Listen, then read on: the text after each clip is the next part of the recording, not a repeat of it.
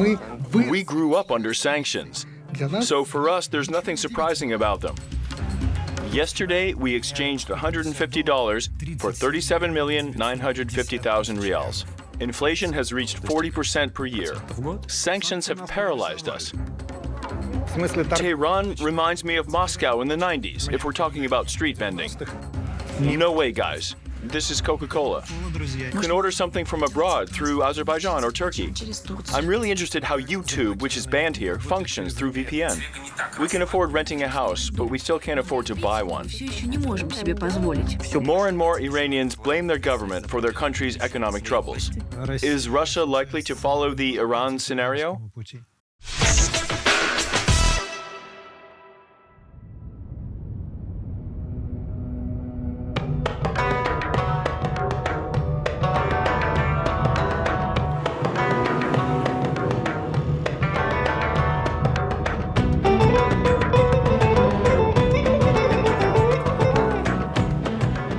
Hello, my friends. We're in Tehran, the capital city of Iran. I guess you understand why we're here right now. After the latest sanctions, Russia is now the country with the heaviest burden of sanctions in the world. Prior to 2022, for many decades, this honor was held by Iran. Now it's in second place, but I want to say there is no need to draw any direct comparisons between the two. Iran is a theocratic state with a religious leader as its head. Religion means a lot for all Iranians and for the Iranian nation in general. However, Russia and Iran have much in common, especially when we're talking about sanctions. The central bank's assets are also blocked here. There's a ban on the import of oil. There are limitations on importing new technologies. There are practically no Western brands here. Internet access is also limited, by the way. That's why everyone uses VPN. In general, we have much in common, so we came here to see how a country which has been in this situation for a long time lives and copes with it. Not months or years, but decades. Let's go.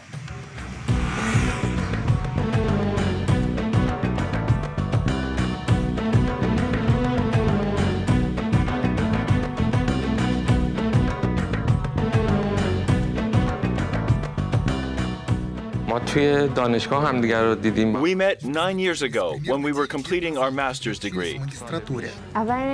We had been studying together for 2 years. Then we had been friends for a year. I told him directly to make the first step, and he had no other choice but to marry me.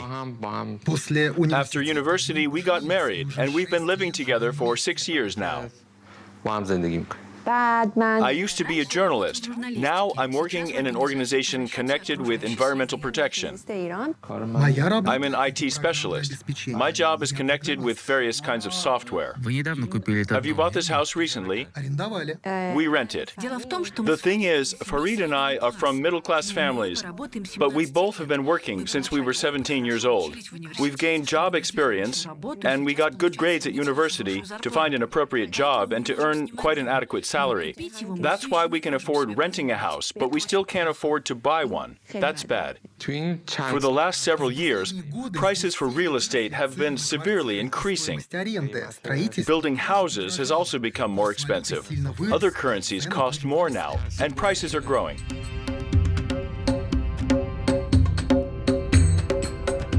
I've heard that there are 3 different dollar exchange rates. At least 3, yes. There's an official dollar rate. This is mostly for high-priority purchases of the currency. For example, there are those who import strategic commodities, such as paper, which can't be fully produced in Iran. They buy dollars at special rates. So they get dollars, and then they can buy products abroad that Iran needs. That's the first way to buy.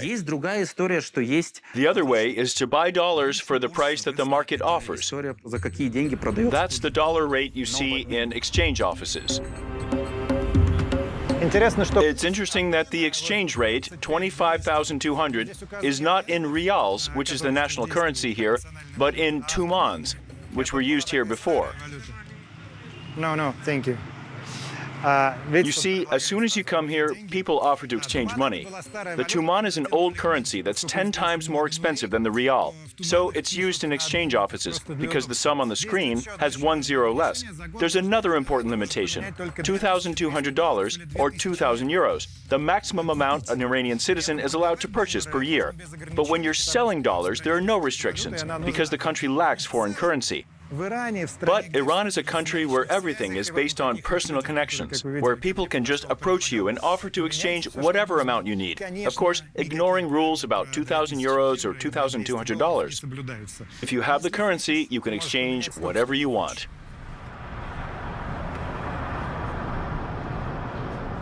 To be honest, if all of those exchange offices located in Iran did everything legally, there would be none of them. Of course, the exchange offices in Iran are a whole other story. The majority of operations is being done illegally. So the toughness of Irani laws are softened by the fact that compliance is optional? Yeah, just like everywhere else.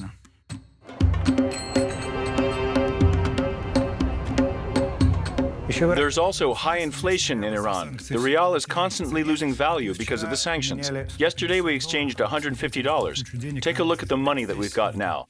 You know how much we have here? 37,950,000 rials. The largest bill is 500,000 rials. So all Iranians are millionaires, unwillingly. Periodically, the level of inflation reaches 30 or 40% in 1 or 2 months. This is normal and happens several times a year. Imagine if it was the ruble, the dollar-ruble exchange rate. We need to go back to our reality. We all remember the dollar costing 30 rubles, but it's never cost 300. Yes, and I hope it will never happen. In Iran, it took 5 years. So using dollars as a way to invest is okay. There are also unique ways of investing. The most important thing is the gold coin. In Iran, there are gold coins that are only sold here. They have their own exchange rate, which is set in gold coin exchange offices. They are also used as a way to invest and save money. Real estate is the most common way to invest. Because of the situation, the price of flats and houses is quite high. It often happens that those prices grow faster than the level of inflation. Is there a such thing as a mortgage in Iran? No, there isn't. According to Iranian laws, all types of loans are banned in the country. What I mean is that usury is prohibited in Islam. But I will explain it with the example of a car because it's simple. For example, the car costs $10,000. You can buy it for that price straight away. But you can also buy it through deferred payment for $15,000. And it won't be considered a loan. That's right. So that's how they circumvent the law. Theoretically, you can do the same thing with a flat, but there's a more beneficial offer considering real estate. In Iran, there's a program called Megr. This is a program that supports young families. They're given loans with almost no interest payments.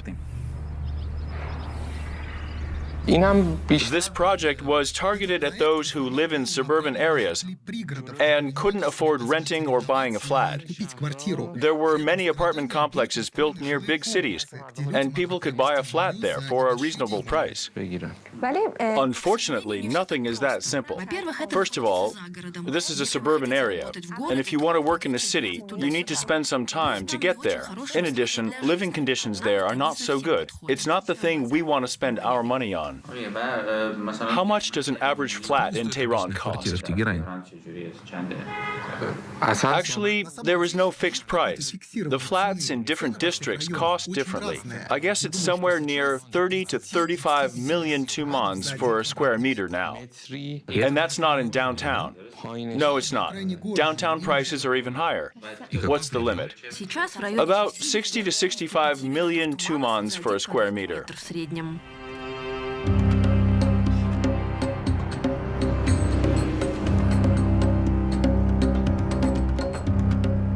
What's the average salary in Iran? I know it's impossible to compare Tehran and the rest of Iran. It's like Moscow and other Russian cities. The average salary in dollars is approximately $500 in Tehran, and for Iran in general, it's about 1/3 lower, about $300. So let's say 500 to 600 in Tehran and 300 to 400 in the whole country. It's important to mention that the prices here in Iran are much lower. It's clearly seen when you are being isolated. The prices will be completely different in dollar terms from those in other countries. What about pensions? It's quite a complicated system here, because here your pension depends on where you've worked before. If you worked in security agencies and you were a senior officer, you would get a really high pension. It could be more than $1,000, and that would be okay. If you were a retired top university professor, your pension would also be approximately $1,000. It's really quite a bit for Iranians. For Russians, too. For Russians, too, yes. It's quite a large amount of money.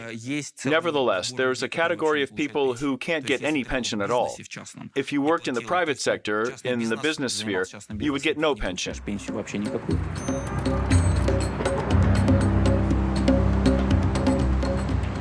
Of course, there are no international payment systems in Iran. All banks are disconnected from SWIFT. There's no Visa, no MasterCard. However, you can see ATMs everywhere. You can pay with a debit card anywhere, even at the market. Because Iran has its own internal payment system. People have these cards, called shitab. They work with the internal system, which is a substitute for the international one. But obviously, they don't work abroad. There are special banking schemes. For example, there is such a thing with Russia. We have Mir Business Bank. It's Russian, but all of the investments are Iranian. The easiest way is to send some money from this bank to Iran. Formally speaking, Iran receives this money immediately, and the bank gives you the money right away.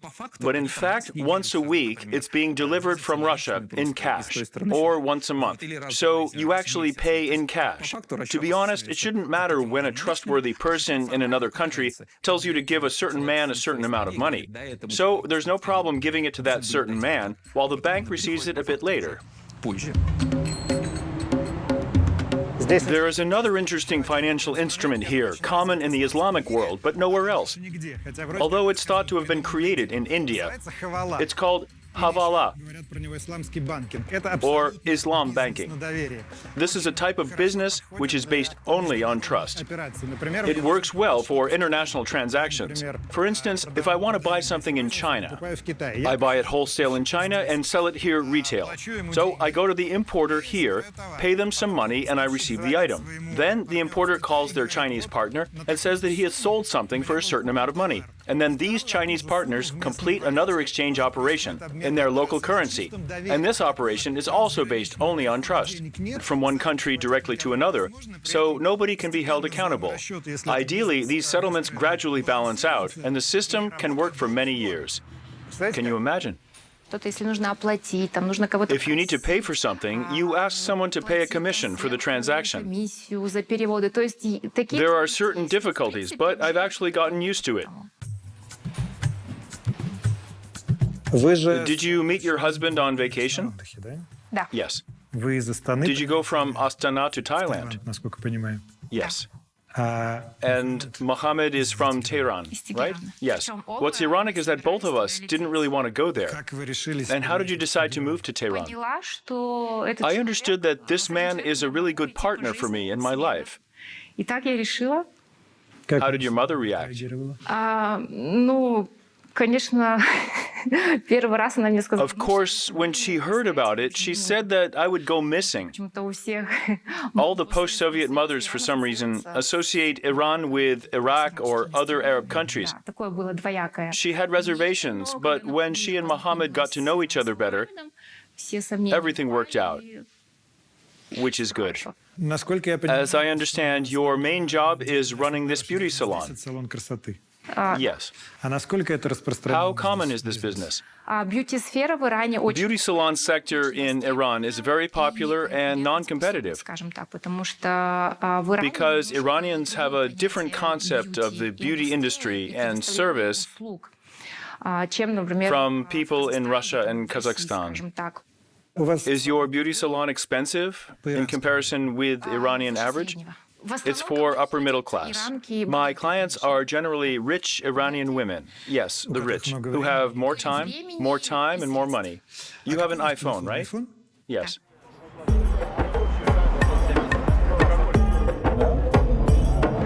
We are in the district near Chersu Mall.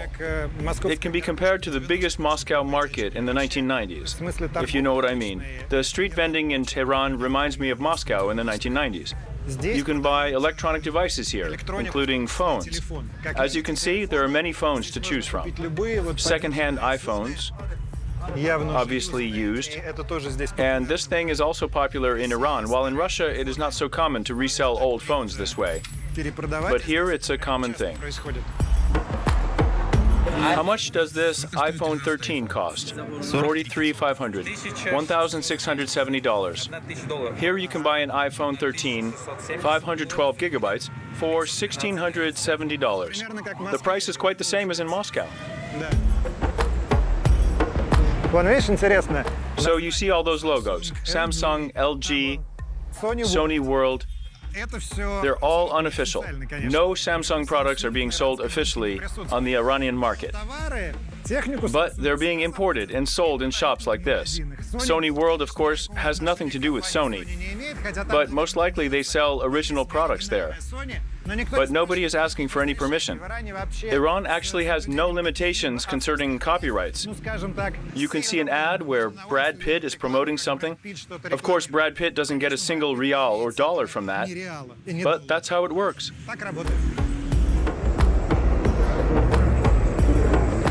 And so you don't think that trading is only going on the streets here? Take a look at this shopping mall. Here's a Samsung store. Of course, it's unofficial. Over there's an Apple store. Let's take a look. You need to understand that it's not an official Apple store. I mean, all the devices are real, but Apple has nothing to do with this. If sanctions are ever lifted and Apple comes to the local market, they don't need to do anything. They're already here. This is an expensive shopping mall. We have to take a look at the brands. Have a look. The first ones that we see.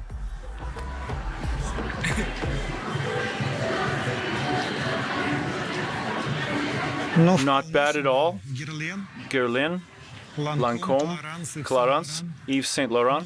Of course, Yves Saint Laurent doesn't know that its products are being sold in Iran. Maybe they do, though. Let's take a look at the clothing brands. As a rule, most brands are local, some kind of Soho brand.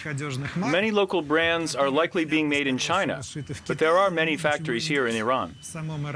What about foreign brands? We have Springfield, Mango, Apple again, but the majority of shops are local. Their clothes are somehow like the Western mass market, so you can easily find something to replace Zara, but it won't be possible to replace Dolce & Gabbana or Armani. There are no such brands here. But there still are expensive clothes. But if you're a rich man, you will most likely fly to buy those things in Turkey or in the Emirates. Shopping tours are also popular here. It's said that Iranians are going back to Iran with many bags filled with clothes from Turkey or from the Emirates. Of course, there are very few people who can afford these clothes. There aren't many shopping malls in Iran.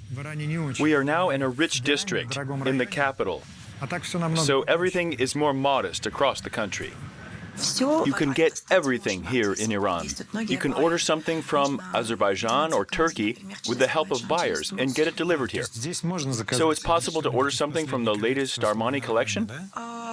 Look, those Iranians who can afford buying such items but can't fly abroad, ask buyers to do that. This is their job, to fly there, buy things, go back and hand them to you. I was also told there were many fakes. We even made a video about such fake brand things. It's not Abibas, it's Adidas, but it's not the real Adidas. We've got such stuff too, and locals who want to wear those things know where to buy them. It's similar to Russia.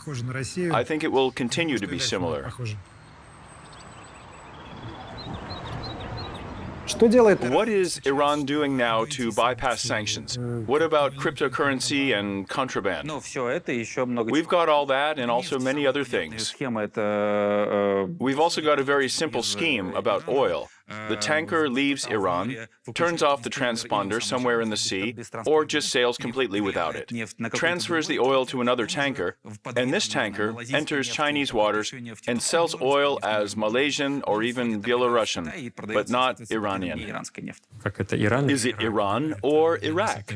This question is actually like a meme for us, and sometimes those who fill out the export documents change the N to a Q in the name of our country, and they sell oil as Iraqi oil. Cryptocurrency is a big deal here. At some point in Iran, it was not so long ago, it happened somewhere in 2017, 2018, Iran realized that cryptocurrency was something serious. The country realized that it could have huge benefits, and people began mining cryptocurrency. The statistics show that 5% of all the bitcoins are being mined in Iran. The main thing you need for mining is electricity, and the electricity in Iran costs practically nothing. Moreover, we've got special types of buildings and organizations that aren't obliged to pay any taxes, like mosques, which don't pay for electricity. And of course, there were some really smart people who actually thought about building mining farms in mosques. There are photos of mining farms in mosques, so that was the thing back then. Wait, the electricity is nearly free because it is subsidized? Yes, in Iran we've got Islamic socialism, which is all about subsidies. The government subsidizes oil, water, and other things, including electricity. The same thing happens with chicken. You can find both subsidized and non-subsidized, regular market chicken. When chicken feed became more expensive, Iran started producing chicken by itself, but the food was still foreign. There was a moment when the choice of items became less numerous because of the sanctions. And now you can't choose. The product you want to buy is getting more and more expensive. Let's take a card. I see Dove, Signal toothpaste, Fairy liquid. So the situation is as follows. Due to some strange logic, some brands are represented here, but most likely these are made at local factories or imported here. It's really hard to say why one product is being imported and the other one isn't. I was told that this code means that the product is imported from abroad. The only beer you can buy is non-alcoholic. There is such a brand, as one would expect. We've bought ourselves something for dinner. So there's no deficit in groceries. That can be said right away. It's not socialism like in North Korea or the Soviet Union. Although you still pay attention to the lack of those brands that you see in shops all across the world, but you also pay attention to those brands that we see on an everyday basis. But more rarely, those brands which aren't represented here are replaced with similar sounding ones. For example, Danette instead of Danone. In general, I would say that 1/3 of all the products here are the same as in the rest of the world, and 2/3 are similar, but not the same.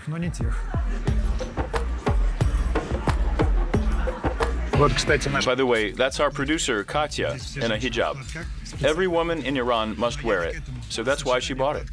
But what's more interesting is the combination of this hijab with... What's that? I can't believe my eyes. It's Coca-Cola, guys. Do you know where it's being bottled? Here, in an Iranian factory. Can you believe it?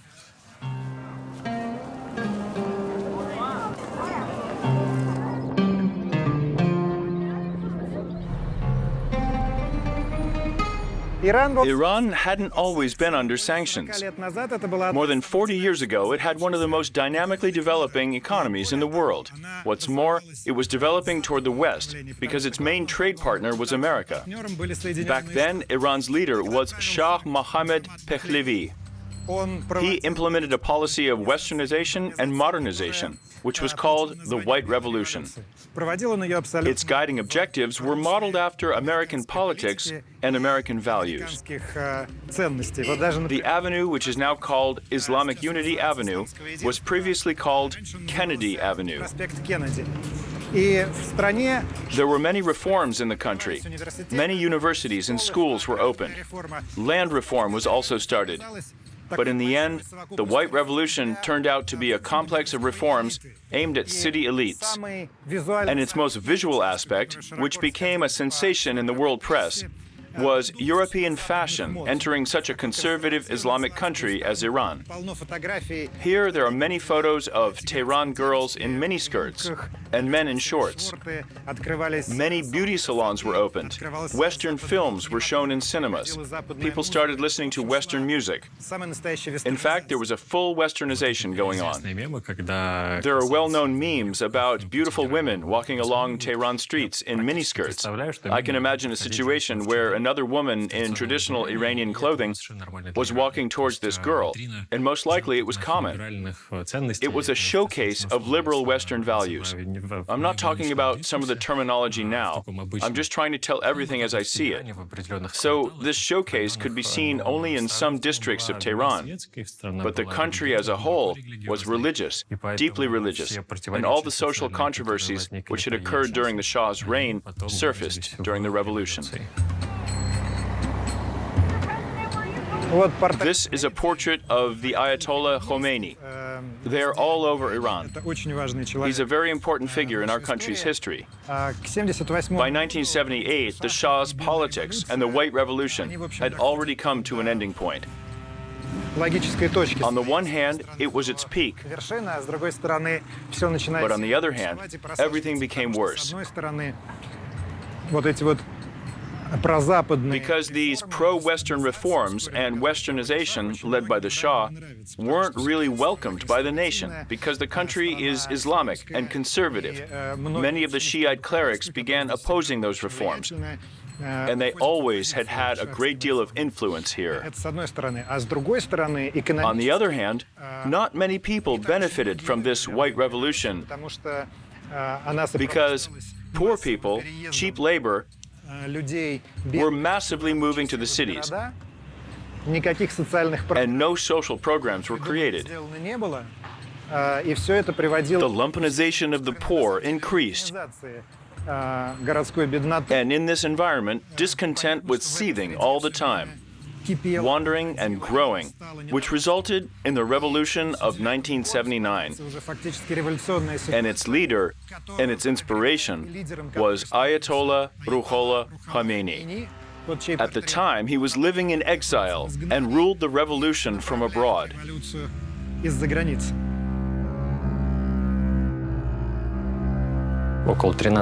He spent about 13 years in Iraq, and during the last year before the revolution, he had been living in France and leading the protesters by telephone. There are many videos of him entering Tehran and being saluted by the crowd.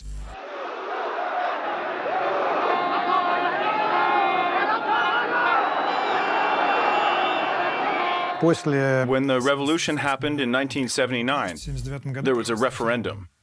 Yes. And in that referendum, 99.3% of the Iranian people voted in favor of an Islamic republic. In Russia, we're not really used to trusting such kinds of numbers. As I remember, the Shah's program also held a referendum, and the exact same figure, 99.3%, were also in favor of the White Revolution. So it's a kind of tradition.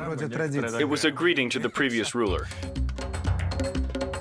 Iran became an Islamic republic, and fundamental reforms were carried out. There were no more Western things. Western businesses were kicked out of the country. Harsh Islamic laws became official. Women's rights became limited. Western fashion and everything that was flourishing before the revolution was gone. Universities and schools were closed. Clearly, it was a blow to the economy, but Khomeini didn't keep it a secret that this was a secondary problem for him. He said, "We brought about the Islamic Revolution not for the purpose of thinking about the economy. After 1979, everything was different. The economic change was so significant that it could be seen, judging by the statistics collected in the first years after the revolution. In 1978-79, this was a decrease in GDP of 10%. That is, it fell by 10%. It had negative growth. The next year, almost a 30% drop in GDP. Did Khomeini, once he took power, implement repressions? It would be difficult to imagine a situation where you had a revolution where completely multi-directional forces were taking part. There were also communists. There were left-wing radicals who were much more radical than the communists. There were also the clergy and Khomeini. This was the project of governing that Khomeini came up with about 10 years before that, while giving a course of lectures at the madrasa in Iraq about how the governing in an Islamic country should be arranged. And he began promoting this idea. And all of those who were against it, even those who were from the clergy, were affected with pressure or even repressions. And the fight continued in the first years after the revolution. Soon after Khomeini became the ruler of the country, the bloody Iran-Iraq War started. It was one of the longest wars of the 20th century, and it was also very cruel. It's estimated that nearly 2 million people from both sides died in this conflict. Moreover, Iran was just defending itself. It was started by Saddam Hussein, who thought the Iranian army was really weak because of the repressions, and he wanted to capture Iran's oil fields. What's important to remember is that Hussein was supported by the USSR and the USA and the entire Sunni community, which was really afraid of the Shiite revolution from Iran coming to their countries. Iran won, and Khomeini's regime became even stronger. But we all know that the war was a very serious attack on the Iranian economy, even though society rallied around its religious leader. Since then, you can see portraits of such shaheeds all over Iran. Those are the heroes who died in this war.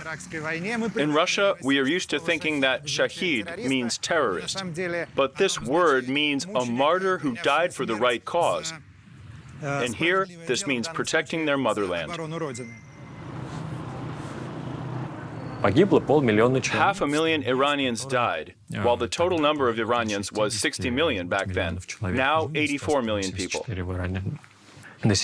So they literally lost more than 1% of the population. Every 100th person died.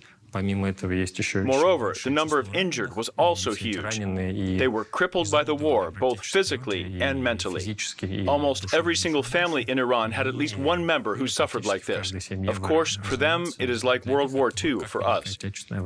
Let's talk about the sanctions. Why are they being imposed on Iran? In the beginning, the USA didn't really want to put sanctions on Iran, but the Iranians took 52 American diplomats as hostages, holding them for 444 days before an agreement was reached with the Americans.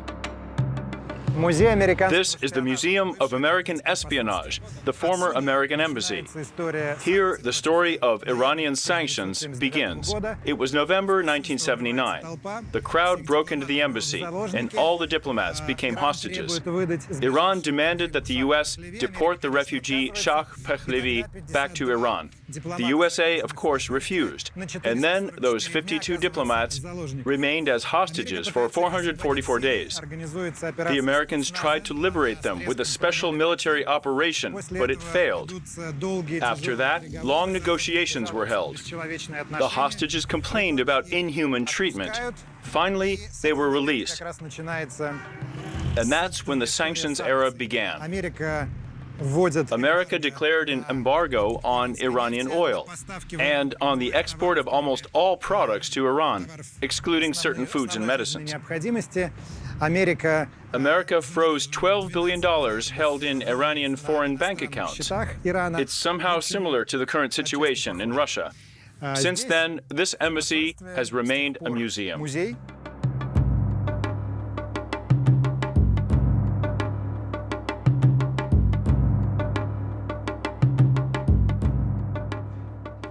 The graffiti on the walls are made white on purpose because there are some boot marks and something yellow. Because people come here to kick the walls with their boots and urinate because they're showing their attitude, and it's really acceptable here. There are anti-American rallies organized here near the embassy, and the day the crowd broke down the gates here and stormed the building is now celebrated as a holiday. It's really easy to count. It happened in 1979, and the sanctions against Iran have been in place for 43 years. It's important to understand that until 1996, American businessmen were allowed to trade Iranian oil if it wasn't imported to the USA. On the international market, the option of buying and reselling Iranian oil was available, which generated revenues for all businessmen, including American. But then the political rhetoric about relations with Iran and the USA became harsher. And then the Sanctions Act of 1996 and the famous speech by George W. Bush about the axis of evil. States like these and their terrorist allies constitute an axis of evil. And the president announced a new big war in the Middle East in response to the 9/11 attacks. And Iran was included in this axis. Yes, it was. There were some scenarios of military operations being held in Iran, and Iranians understood that the conditions became worse, and new sanctions were imposed. And when did the European Union and the United Nations join? This was the matter of Iran's nuclear program. In 2002, members of Iran's political opposition living abroad allegedly published some photos showing Iran was building new nuclear facilities and not declaring them to the International Atomic Energy Agency, that Iran had developed a secret part of their peaceful atomic program. And why are you saying the opposition allegedly did this? Because it's really tough to imagine the opposition having a space satellite in 2002, most likely from intelligence agencies. I think everything was done through them. There was irritation and mistrust, mainly in the USA, because they considered Iran as a regional threat to them and their allies. They demanded that Iran halt their nuclear program for 10 years. And why would Iran do that? The Iranians claimed that they would continue developing their nuclear program and continue being partners with IAEA. That is, don't require from us any more than you require from every other country which is pursuing the same nuclear program. Actually, Iran had a right to do that. USA, Russia, China, and other members of the UN Security Council decided to resort to the new language of sanctions. The international sanctions were imposed on Iran so that the country would stop its nuclear activity, and that actually worked. What year was it? It was 2006. In 2012, they decided to crush Iran's economy. They blocked Iran from the SWIFT system. All international transactions looked like this. You either took suitcases of money with you, or you created Iranian firms abroad in the Emirates or in Turkey and arranged all business through them. Then the oil embargo came. Aviation had already been under sanctions, and this complex of sanctions led to inflation rising up to 40% a year. And what did the break between sanctions look like? It was 2015 when Obama said, "It's all good. We made arrangements with Iran. We have many other problems. We will be solving them by different means, including sanctions, because not all sanctions were lifted. Only the toughest ones against Iran's oil industry banks, etc. And businessmen in Tehran hotels were waiting for the first one of them to get a part of the Iranian market. Contracts were massively signed. The Western business actually moved into Tehran. This temporary relocation occurred because the country needed preparations before being opened. When the sanctions were lifted in 2015, people went out on the streets. They were crying and screaming all night. Barbershops, fashionable cafes, bars, and coffee shops started opening. In 3 years, Tehran had completely changed. You've been an ambassador here for 11 years, 10 and a half to be more accurate. You've seen the period of 2015-2016 when the American sanctions were lifted a little bit. What do you mean? When the nuclear treaty was signed, the sanctions were partly lifted. And how did the people meet this announcement? I heard people were extremely happy. Yes, they were indeed. When then Foreign Minister Zarif returned to Tehran, people met him with real joy. They compared him with a great Iranian politician, Amir Kabir. In general, Iran saw new horizons in relationships with the European countries, with Japan and Korea. The country became open. It was 2015, 2016. The nuclear treaty was signed in January of 2016. Well, the sanctions were lifted. In November 2016, Trump won the elections and said the nuclear treaty was the worst mistake of the previous administration. Why would he say that? Because Trump is one of those U.S. maximalists who consider Iran one of their worst enemies in the region. It isn't enough for them to solve the major problem in the relationships. They need to solve every single one. Here's an interesting detail about this nuclear treaty, about the nation's attitude to it after 2 years of its successful existence and Trump's decision to cancel it. Look at this graffiti on the walls of the former American embassy. They show the negotiations between Iran and the USA on the nuclear treaty. This is an Iranian diplomat wearing a green suit. And this is an American diplomat who is wearing a jacket and military pants. When Trump reinstated the sanctions against Iran, were Iranians disappointed?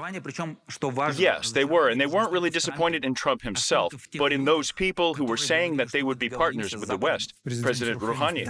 Yes, so the government didn't manage to organize this, and Rouhani lost the elections. Yes, so there is a problem in Iran. Rouhani didn't take part in the next elections. What's more, the whole liberal wing didn't only lose, but they weren't even allowed to take part in the elections. It was due to the fact that they weren't supported by anyone. So it's possible to say that Iranians want change, and they want normal relationships with the remaining countries. But they don't believe those politicians who were previously saying that everything would be normal. Some people from the Iranian government don't keep it a secret that there is a pro-Western lobby, which is really influential. This lobby consists of the people who were educated in the West. There are some intellectuals that have Western passports or permission to live in the West. They were being educated there for many years. Of course, this is an important thing to take into consideration. Aren't they considered the fifth column here? No, they aren't considered the fifth column here because there are heated political debates between so-called conservatives and reformists. In the Congress, there are still people who are against restoring the nuclear treaty with Iran. Biden has decided that no gestures of goodwill should be shown toward Iran. Because why would they spend their social and political resources on such a doubtful initiative as a gesture of goodwill towards Iran? What did Iran manage to do for 2 years when the sanctions were lifted by Obama? Iran managed to decrease inflation during Rouhani's reign. They managed to decrease it from 40% to 9.15%. There was a break. But the most important thing is that the nation gained hope that the situation in the country would normalize and normal trade would be restored. And Iran's reputation would be far from North Korea, which is an international outsider. Some aviation companies managed to buy European planes. No, they didn't. They struck some deals, but in fact they were forced to stop all the negotiations. And they didn't renovate their planes. Not a single Boeing was delivered here, but there were 3 new Airbuses. The ATR company managed to deliver 13 planes. And that's the best Iran got. That's all. The planes were imported, but they're not being repaired. They're new until they break. The rest depends on spare parts. There are many old planes in Iran that can't fly anymore, and these planes are used spare parts? Yes. They take those parts and use them for other planes. I think the situation is a disturbing one. Is it necessary to take parts from one plane to fix others and to provide other planes with those spare parts? Yes. Usually it's necessary, but it's unlikely to happen that the details of one plane are fully used in the other plane. But sometimes we do it partly. If a plane cannot be used any longer, its details are being installed in another plane. Judging by certain signs, the Russian aviation companies are also planning to do this. Pobeda recently said that the company is reducing the number of their planes by 50%, explaining that the number of planes available for flight has to be decreased so that there's no need of spare parts for the planes in the future. The planes here are the same as in the whole world, but they're much older. There are mostly Boeings, Airbuses, Bombardiers, etc., but the planes are simply much older. The majority of estimates are calculated judging by the average age of the plane here. The average age is approximately 25 years. It depends on the company. It could be 20, it could be 30, but the majority of the planes are really old. Now there are sanctions imposed on Russia concerning the import of equipment for quarrying and oil refining. The same thing happened to Iran. What happened to this industry while they were under sanctions? This has both advantages and disadvantages. On the one side, that helped us produce more oil. On the other side, the quality of the product was really dubious. Let's talk about petrol. You can see it in Tehran. When sanctions were imposed, the country was forced to supply itself with petrol. Smog started appearing in the city because the petrol's quality was really low. It's one of the biggest Iranian ecological problems. The petrol in Iran is actually cheap. It's cheaper than in most countries, but public transport isn't really popular in Iran. It's not developed, so everybody is trying to buy their own car. During the holidays, there are no traffic jams in the city, but during an average day, all the streets are filled with cars.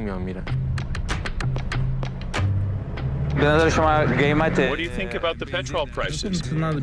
Are they high or low? They're okay. It's not high for you. No, it's not. What about the quality? The quality isn't really high. This petrol isn't really good, and it pollutes the air. Iran needs a modernization for every single industry branch, in particular the oil industry that actually feeds Iran. Okay, not only that. Since half of the Iranian budget is based on the oil industry, Iran has made big progress in developing non-oil exports. But there are always new technologies required. The equipment is getting old. There are many explosions in Iranian factories, and no one's sure whether the explosions are diversions or the equipment is actually old and needs to be changed. We know that Europe is taking into consideration the possibility of giving up Russian oil. The USA has already announced that. Are they able to switch to Iranian oil, having lifted all the sanctions and replaced Russian oil with Iranian? If we look at this problem globally, if you're managing swapping trades, the Iranian oil could somehow replace the Russian one on the world market if the Russian oil is under a total embargo from Western countries. But it's really important to mention that it is with our help that Iran is able to enter the world oil market.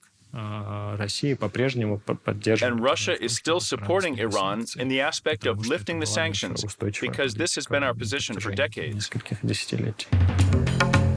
It is a bit off the topic, but I want to tell you a really important story about historical interpretations and the variety of them.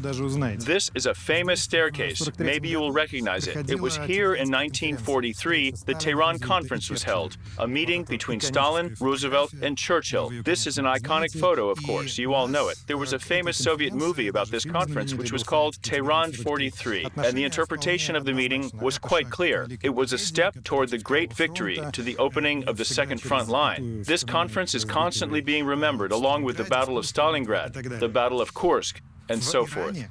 Iranian attitude to this conference is completely different. Last year, when the Russian ambassador took a photo with the British ambassador on those stairs, in the chairs that were put here, just like the chairs of Stalin, Roosevelt, and Churchill, there was a great scandal.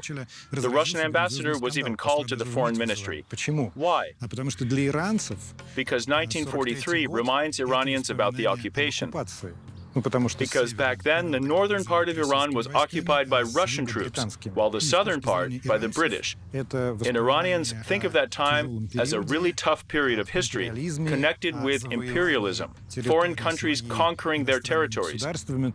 People also remember the Turkmenchai Treaty, which was signed in the 19th century.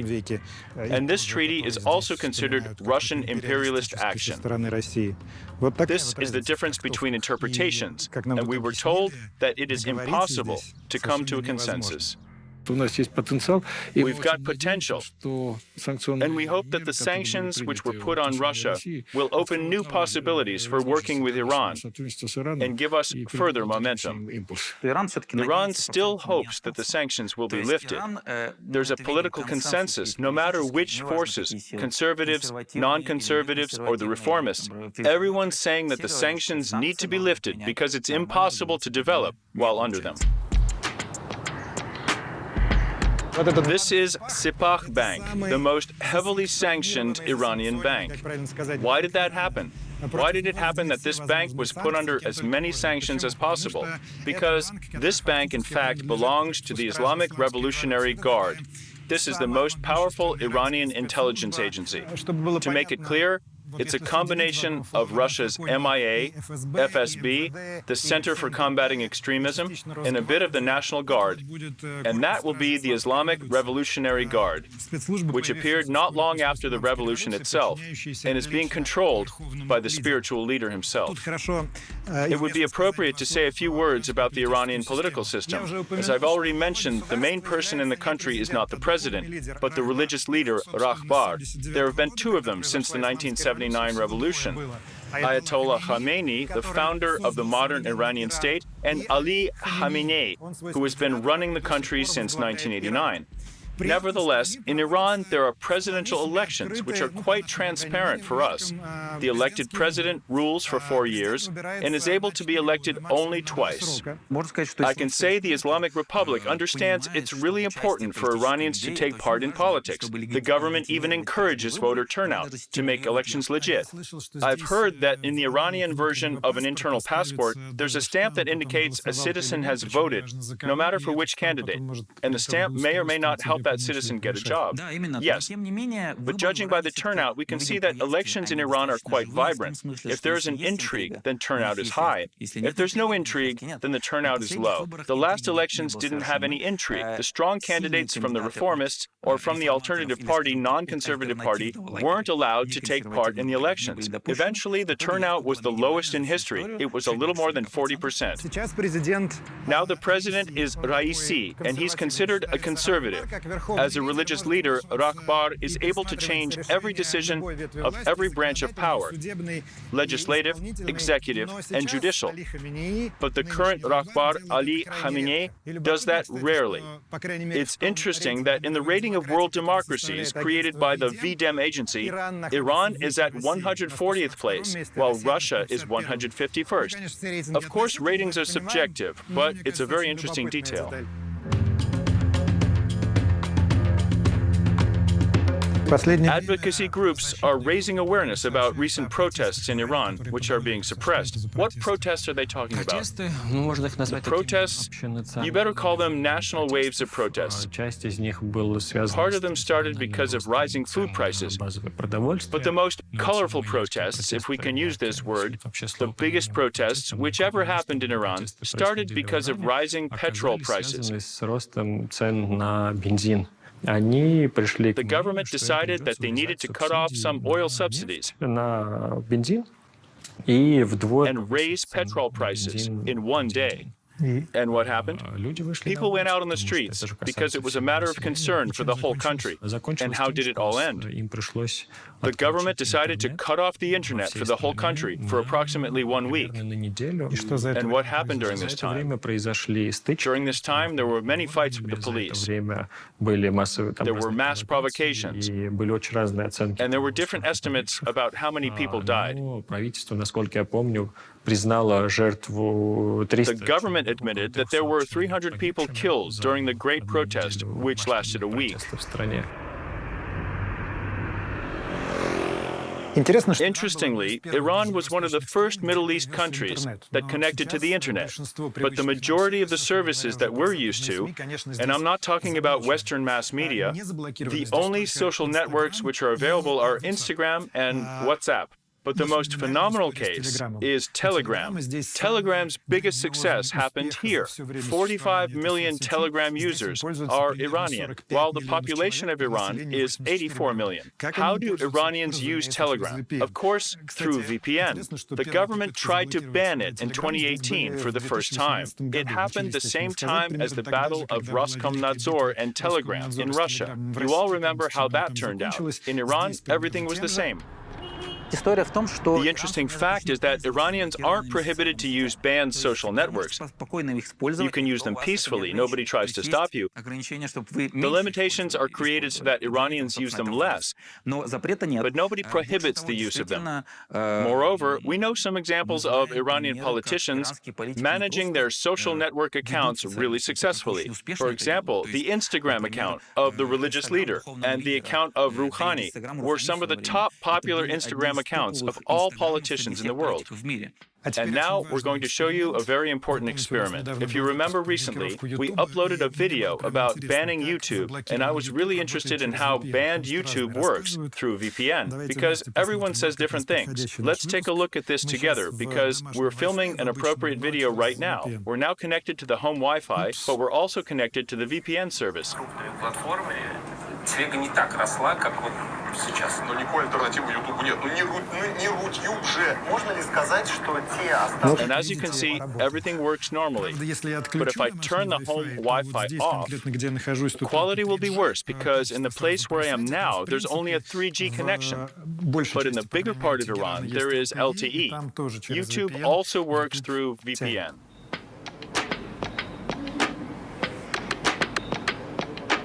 Of course, Iran has something like RuTube. It's called apparat, so the Russian word apparatchik has a completely different meaning here. I would be an apparatchik in Iran. It means that I would be a content maker who posts on apparat. There's a company called Cinema Ticket that sells cinema tickets. The most interesting brand is Filmo. It's Iranian Netflix. All of that belongs to one company. We came to talk to them and to understand how everything works. Mohammed, how many users does Apparat have? Approximately 62 million unique users. And all of them are from Iran? They are Farsi-speaking foreigners and Iranians. You're selling ads on Apparat, just like on YouTube. Is it possible for the content makers to get money for this? Yes. Both Apparat and YouTube pay their bloggers from the money that the companies earned, so that those content makers create new content. Now we've got more than 2,000 channels producing content professionally or half professionally, and we pay them. Do you consider YouTube a competitor? Sort of. But in reality, 10 years ago, when we started working, VPN technologies weren't really so sophisticated. So we had the opportunity to actually be the monopolists in the country. Of course, if YouTube was available in Iran, just like it is available in Germany or France, we wouldn't even try. But such a possibility appeared, and we decided to use it, and we managed to develop our platform. How many followers do the top bloggers have? Several hundred thousand. How much can they earn? There are bloggers who earn approximately 25 to 30 million tumans a year. I wanted to ask you about Filmo. This is an alternative to Netflix, right? Верно. Yes. What movies can you watch there? Only Iranian or foreign too? No, there are different films. There are movies from many countries: Korea, Turkey, the Arabic countries, the USA. There are some countries left that sell their content to Iran. Sanctions are not the problem for them, but the majority of users who like Filmo buy Iranian movies and TV shows because Iran has a really rich culture, and the cinema industry has many fans. These photos inspire us. The majority of guys who work here are busy making content. You like Batman. Russians also like that kind of movie. There are no Iranian films. That's right, there are none. How common are piracy services in Iran? Iran didn't sign the Berne Convention, so there is piracy. And are those services your competition? Of course, our content is censored and meets all legal requirements. But many people want to watch foreign content without any censorship. So we don't have anything in common. If someone wants to find that content, they will always find it. I've heard that there's a cyber police and the Supreme Council of Cyberspace. Yes, there's a special body which was created so that the internet and social networks are controlled. Is it something like Roskomnadzor? Yeah, long story short, it started its activity when it was not mainstream yet. So its authority and banning capabilities are the same as in Russia? Yes, it works somehow like that, but in Iran, this is less transparent. For example, Clubhouse became popular in Iran recently. It was a new, unbanned platform, and then it got banned. And I remember that there was a situation where every department was denying that it was them. They were saying, it wasn't us. We didn't do that. It wasn't our order. And nobody wanted to take the political responsibility for that unpopular decision. Now, it is not banned. Maybe they just wanted to give it a try, to test it out. In Russia, this is done much more easily. Do you remember our video about the reality under sanctions? The experts' expectations are that instead of car brands which are no longer in Russia, there will be many Chinese cars. Be interesting for me to see what's happening in Iran. If we're talking about this aspect, there are many Chinese cars. They aren't in the first place, though.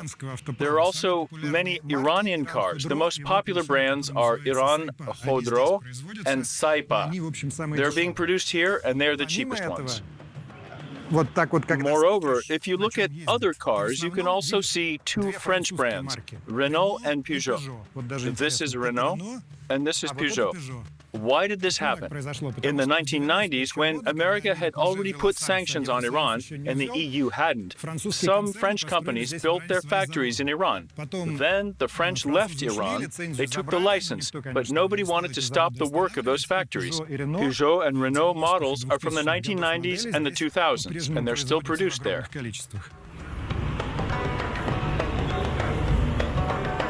We are now in northern Tehran. This is the richest district of the city. It's like Rublyovka.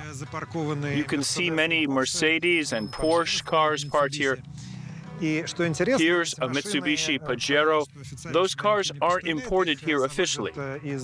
Being imported from the United Arab Emirates on the ferry through the Strait of Hormuz. What is also important is that the tax on those cars is the same as the price of the car. So when someone buys a Mercedes E-Class or BMW 3 Series, not even the coolest one, then this guy is really rich, and nobody doubts that. Among other businesses, there's one connected to getting a taxi. Everything is also online. Look at the sign behind me. Do you recognize the name? This is the Maxim taxi service. They entered the Iranian market when Obama lifted sanctions. But the company didn't really succeed.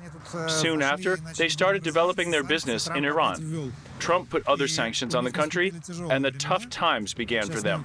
Let's talk about that later.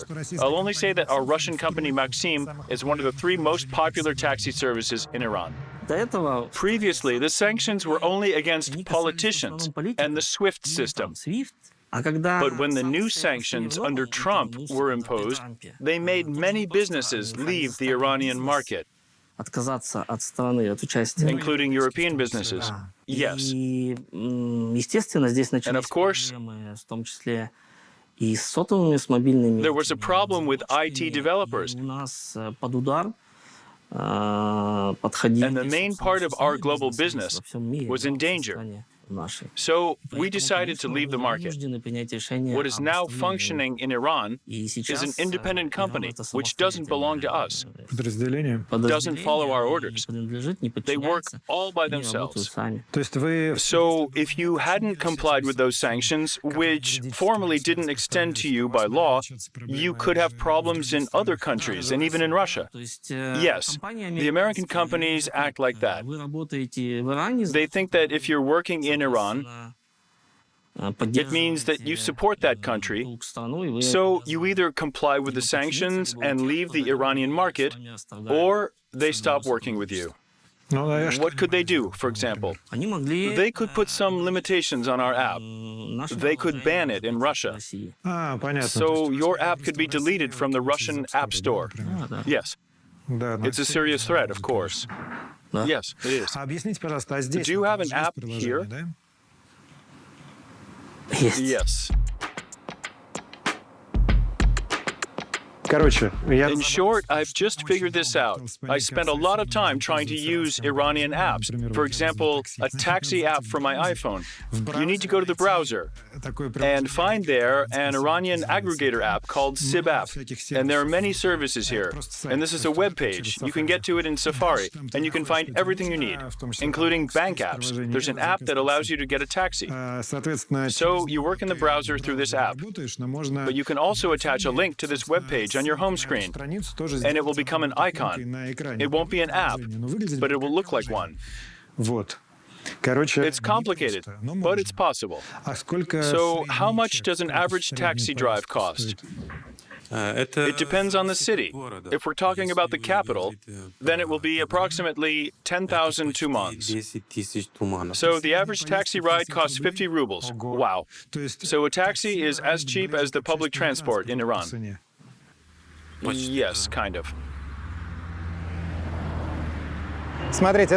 Look, you can rent a bike here. The bikes themselves are Chinese, but the sharing model is something like in Moscow or other European cities. To be honest, when I got here, I expected to see something else, but there are many Western, not values of course, but models like bike sharing, which are constantly invading Iran. Moreover, I expected that the locals would be speaking English worse than they really are. For example, the level of English in Tehran is the same as in Moscow. All the road signs and many shop names in the center of the city are translated into English. I can't say that this society is absolutely intolerant to Western trends and influence. I don't have this feeling when I'm looking at everyday life of these people. Iran is a destination for medical tourism. People from Iraq, Afghanistan, Azerbaijan come here for treatment. There are also tourists from Oman, the Arab Emirates, especially when we're talking about plastic surgery. Yes, I've heard nose jobs are really popular in Iran. Iran performs more nose jobs than most other countries. I don't know why Iranian women consider their noses not beautiful. I really don't know who said it to them. Iranian women are really beautiful, but they are really trying to fix their noses to make them like doll noses, and every single one of them is trying to create the same nose form. When the tip of the nose is a bit turned up, I don't know whether you can imagine it right now, but it would look something like Michael Jackson. By the way, a nose job is a sign of wealth of your family.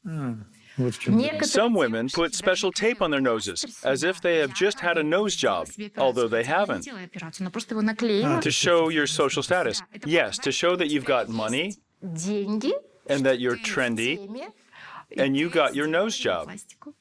Iran is a very conservative country, and we all know this, but sex change operations are legal here. Yes. While homosexuality is something you will go to jail for. Yes, you're correct. Are these two things connected? Sex change operations were legalized by our spiritual leader and the founder of the Islamic Republic, Khomeini, several years before he died. There was a story that a man came to him and said that he was a true servant of the revolution and fully supported the Islamic Republic, but he also said that he felt like he was a woman, and he asked what he should do. And after searching through many books, the Ayatollah found that Islam doesn't mention this problem. He didn't even know that there was such a problem. He tried to answer the question and understood that nothing in Islam is really against it. So he passed the law that made sex change operations legal. Before that, he also passed a law allowing contraception. This is Tabiat Bridge, the symbol of touristic Iran. We're now at the Park of Fire and Water. As you can see, there are many people here because the long New Year holidays have ended recently. Iran lives according to the solar calendar. It is said to have been created by Omar Khayyam, and this year marked the beginning of a new century. It is 1401. So Iran has entered the 15th century. It's not some kind of symbolism, just an interesting thing to know. Tehran's streets are empty now because, and now we're back to the matter of sanctions. People here love traveling, but because of the sanctions, not everybody is really able to go abroad. The borders are open, but everything is really expensive. So that's why tourism in Iran is mostly internal. The main tourist destination for those who want to spend time on the beach at the New Year holiday at an affordable price is Kish Island on the Persian Gulf. It's right next to Dubai. It's not Dubai, of course, but on this island, locals find it okay. They also actively try to invite more foreigners there, and it's clear because of COVID-19, everything has become even more complicated. It's also interesting that the paper visas were recently changed to electronic ones. Iranians don't even put a stamp on your passport when you're crossing the border, because having this stamp in your passport might bring you some trouble. For example, when you're going to the USA, or more importantly, to Israel. And the Iranian government decided that those troubles aren't really needed. So that's why they have electronic visas. So there are no signs of you having been to Iran. Are there many foreign tourists in Iran now? There are around 400 to 500,000 a year. And from Europe too? Yes, from Europe too. We have tourists from Germany, Spain, Italy, and France. Those are the countries where most of the tourists come from. Who are they? Mostly elderly people? The majority of them are elderly. It was like this several years ago, but for the past 6 or 7 years, more younger people are visiting Iran. They are like average tourists with backpacks, so-called backpackers, who come here because we have really good and cheap tourist service. First of all, Aeroflot announced that they will continue flying from Russia to Iran and back. But I wasn't expecting many tourists to come, and I still don't expect it. I'm being honest with the Iranian authorities when I say that Russians need to obey some restrictions while visiting Iran. And the most important one is dress code for women, especially in the hottest regions. For example, on the Persian Gulf. That's right. And the second restriction is about alcohol. You can't even drink a glass of beer. Everything's banned. It's for real. We were invited to visit a boutique hotel in Tehran. They have such hotels here. The golden age was in 2015 to 2016, after the nuclear agreement was signed, and sanctions were lifted before Trump imposed them again. So there were many Europeans, and now everything's fully booked here, because Iranians are celebrating the New Year. But the period of 2015 to 2016 is still remembered as the best time here. How many guests do you have? We have 22 rooms for 45 people. Where are your guests mostly from? They're mostly Iranians, but we still have some European guests. We've got practically no Russian tourists. A night in this room cost $100. It's said to be a bit cheaper now, something around 6,000 rubles. Is the toilet here Iranian? No, it's a regular one. Sometimes Iranian toilets are just a hole in the floor. But here, everything's okay.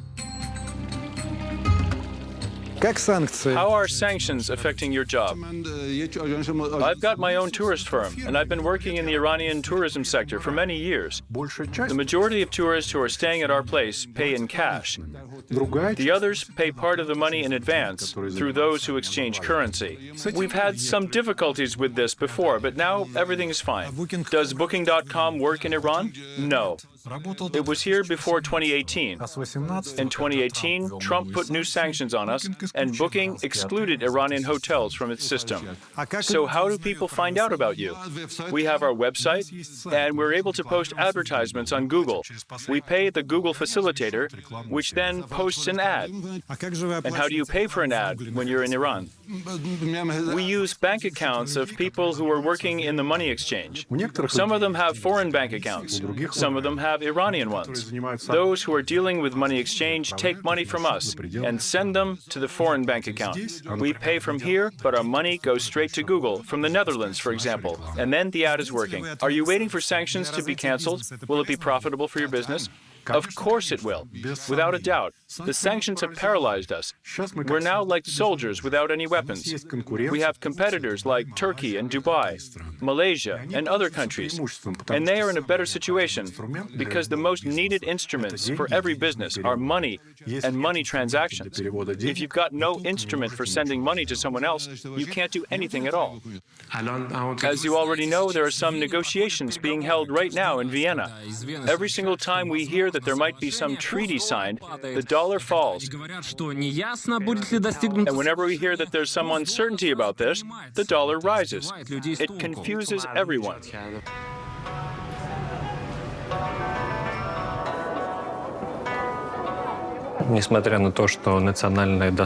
Even though national dignity is a really important thing for the Iranian nation, because the whole Islamic revolution happened because Iran wanted to fight the discrimination and dependence which this country had been experiencing for the past century, it was important for them that Iran was respected as a state and as an independent country of the Middle East. But the average person, no matter where they live, in Tehran or in Kuma, in the city, or in a suburb or rural area, they still need to provide for their family. I'd say that more and more people in Iran are waiting for something to change. Since the very beginning, since the sanctions were imposed on Iran, especially under the rule of Ahmadinejad, Iranians have been thinking of it as pressure from the West. And there were many brave statements that the country would bypass everything. Further it got, the more Iranians started blaming their government for the economic problems and started questioning them. The only difference between us and the Russians, who are just being put under sanctions, is that we grew up living under many restrictions. We see nothing unusual in them. We're used to it. Of course, in the last year, especially when Donald Trump was president, the pressure on Iran became higher, and it became harder. But the sanctions became a business for many people. I mean that they make money on the sanctions. As I've already noticed, some Iranians aren't really interested in not living under sanctions. If we continue comparing Iran to Russia, Iranians didn't get all those sanctions suddenly, and they weren't that shocked. They've been receiving these sanctions gradually. Yes, it was a long process. They got used to living under sanctions, though those sanctions aren't really that harsh. What do you think? Would Russia follow Iran in that way? I really want to believe that our economy is bigger, stronger, and more resilient. What I consider important for Russia in the Iranian experience is the creative class of people which has appeared in our country because of the conditions we live in. If those people decide to leave the country not for a month, and not even until the time the operation in Ukraine ends, if those people decide to leave Russia forever, Our economy will experience serious consequences. This is what happened in Iran. 84 million people live in Iran now. The other 4 million Iranians are part of the diaspora. You mean those who live abroad? Yes, the diaspora, which left the country because of the revolution and then because of harsh economic consequences. I really hope that won't happen to Russia. Our nation has been against those sanctions for a very long time. It's likely that after they are lifted, the prices will be lower and trading will become open, and this would be really good news. Life without sanctions would give a possibility to some technological companies to show themselves to the world. Iran has many resources, many talented people and technologies, and they are really worth being presented to the rest of the world. There's a high chance that the sanctions put on Iran will be lifted, and there is a mechanism which is quite clear and which can be brought to life. I'm not sure that that will be the same for Russia.